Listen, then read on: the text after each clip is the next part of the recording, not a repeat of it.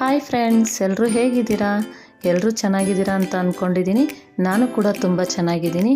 ಇವತ್ತು ನಾನು ಲೆಮನ್ ಪೋಹ ಮಾಡೋಣ ಅಂದ್ಕೊಂಡಿದ್ದೀನಿ. ತುಂಬಾ ರುಚಿಯಾಗಿರುತ್ತೆ. ಬೆಳಗ್ಗೆ ಬ್ರೇಕ್ಫಾಸ್ಟ್ಗೂ ಇದು ಬೇಗನೆ ಆಗುತ್ತೆ. ಮನೆಯವರೆಲ್ಲ ತುಂಬ ಇಷ್ಟಪಡ್ತಾರೆ. ನೀವು ಟ್ರೈ ಮಾಡಿ ಫ್ರೆಂಡ್ಸ್.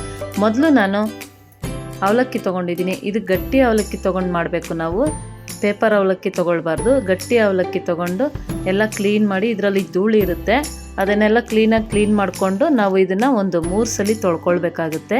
ಹೀಗೆ ಚೆನ್ನಾಗಿ ತೊಳ್ಕೊಳ್ಳೋಣ. ನೋಡಿ, ಧೂಳು ಎಲ್ಲ ಇರುತ್ತೆ ಅವಲಕ್ಕಿಯಲ್ಲಿ, ಹಾಗಾಗಿ ನಾವು ಒಂದು 3 ಸಲ ಆದರೂ ತೊಳ್ಕೊಳ್ಬೇಕಾಗುತ್ತೆ.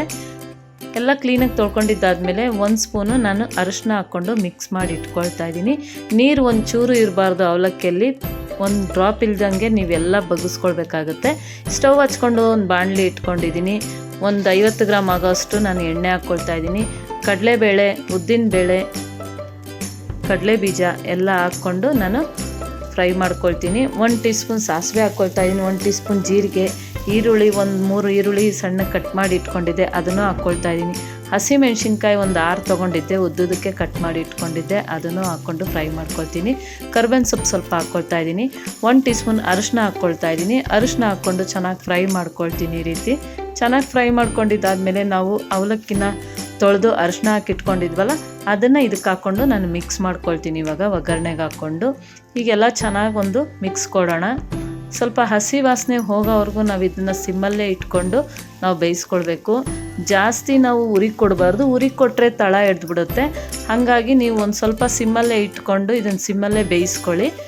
ನೋಡಿ, ಹೀಗೆ ಎಲ್ಲ ಮಿಕ್ಸ್ ಮಾಡ್ಕೊಳ್ಳೋಣ. ಕೊತ್ತಂಬರಿ ಸೊಪ್ಪು ಸ್ವಲ್ಪ ಹಾಕ್ಕೊಳ್ತಾ ಇದ್ದೀನಿ, ಅದನ್ನು ಹಾಕ್ಕೊಂಡು ಮಿಕ್ಸ್ ಮಾಡ್ಕೊಳ್ಳೋಣ. ರುಚಿಗೆ ತಕ್ಕಷ್ಟು ಉಪ್ಪು ಹಾಕ್ಕೊಳ್ತಾ ಇದ್ದೀನಿ. 1.5 ಅಷ್ಟು ನಾನು ಲೆಮನ್ ತೊಗೊಂಡಿದ್ದೀನಿ. ಲೆಮನ್ ರಸನ, ಅದು ರಸನ ಹಾಕ್ಕೊಂಡು ಮಿಕ್ಸ್ ಮಾಡ್ಕೊಳ್ತೀನಿ. ಹೀಗೆ ನೀವು ಬೇಕಿದ್ರೆ ಟೊಮೆಟೊ ಬೇಕಾದರೂ ಹಾಕ್ಕೊಳ್ಬೋದು, ಚೆನ್ನಾಗಿರುತ್ತೆ. ಅದನ್ನು ಡಿಫ್ರೆಂಟಾಗಿ ಈ ರೀತಿನೂ ಮಾಡ್ಕೊತೀನಿ. ನೋಡಿ ಹೇಗಿದೆ ಅಂತ ನೀವೇ ಕಮೆಂಟ್ ಹಾಕಿ ಹೇಳಿ. ನೋಡಿ, ಈಗ ಲೆಮನ್ ಪೋಹ ರೆಡಿಯಾಗಿದೆ. ನೀವು ಟ್ರೈ ಮಾಡಿ ಫ್ರೆಂಡ್ಸ್. ನಾನು ಹೇಗೆ ಮಾಡಿದ್ದೀನಿ ಅಂತ ಕಮೆಂಟ್ ಹಾಕಿ ಹೇಳಿ. 15 ಮಿನಿಟ್ಸಲ್ಲಿ ಬ್ರೇಕ್ಫಾಸ್ಟ್ ರೆಡಿ ಆಗುತ್ತೆ. ಬೆಳಗ್ಗೆ ಬೇಗನೂ ಮಾಡ್ಬೋದು ನೀವು ಈ ಬ್ರೇಕ್ಫಾಸ್ಟ್ನ. ಮನೆಯವರು ಮಕ್ಕಳು ತುಂಬಾ ಇಷ್ಟಪಟ್ಟು ತಿಂತಾರೆ ಈ ರೆಸಿಪಿನ. ನಂದು ಇನ್ನೂ ಒಂದು ಚಾನಲ್ ಇದೆ, ಗಾಯತ್ರಿ ಡೈಲಿ ವ್ಲಾಗ್ಸ್ ಅಂತ. ಆ ಚಾನಲ್ಗೂ ಇದೇ ರೀತಿ ಸಪೋರ್ಟ್ ಮಾಡಿ ಫ್ರೆಂಡ್ಸ್.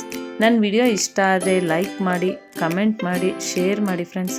ಮತ್ತು ಸಬ್ಸ್ಕ್ರೈಬ್ ಮಾಡ್ಕೊಂಡು ನೋಡಿ. ನೀವು ಸಬ್ಸ್ಕ್ರೈಬ್ ಮಾಡ್ಕೊಂಡು ನೋಡಿದ್ರೆ ನಾನು ಯಾವುದೇ ಒಂದು ವಿಡಿಯೋ ಹಾಕಿದ್ರು ಫಸ್ಟ್ ನೋಟಿಫಿಕೇಷನ್ ನಿಮಗೆ ಬರುತ್ತೆ. ಹೀಗೆ ಸಪೋರ್ಟ್ ಮಾಡ್ತಾಯಿರಿ. Thank you friends.